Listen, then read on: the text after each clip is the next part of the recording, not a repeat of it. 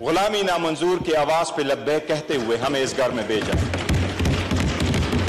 یہ عمران خان کا ویژن ہے جمہوریت کے لیے, اس ملک کی خود مختاری کے لیے اور اس آئین کو تقدس بنانے کے لیے اور عوامی مینڈیٹ واپس بحال کرنے کے لیے.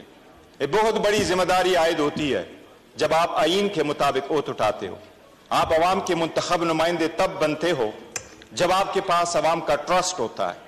And the trust of the people is on. یا آپ فارم 47 پہ نہیں لے کے آ سکتے, یا فارم 45 کے حساب سے ہوتا ہے. بالکل. جن کے پاس فارم 45 کے مطابق مینڈیٹ ہے, اس لیے 180 ہماری اسٹرینتھ ہے, وہ ہم دے چکے ہیں الیکشن کمیشن.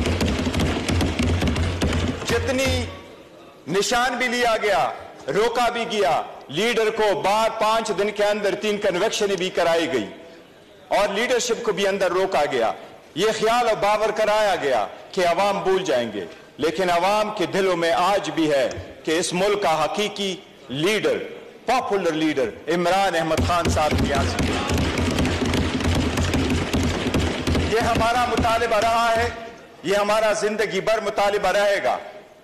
یہ سپریم کورٹ کی ججمنٹ ہے کہ اس ہاؤس میں کسی بھی کنارے سے کوئی سنیک انٹو دا ہاؤس نہیں کر سکتا. صرف وہ بندہ انٹر ہو سکتا ہے جو پبلک مینڈیٹ رکھتا ہو.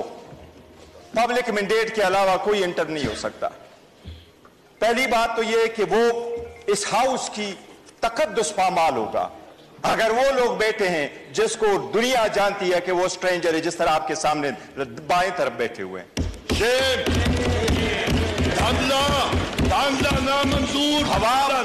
اللہ کے نام پہ وہ تو ٹاکے کہتے ہیں کہ فرض نبھاؤں گا. اسپیکر صاحب ایک منٹ جو پوائنٹ کرنا ہے اس میں آرٹیکل کی مبذول کروانا چاہتا ہوں. پوائنٹ آف آرڈر جو رول 17 ہے اس کے مطابق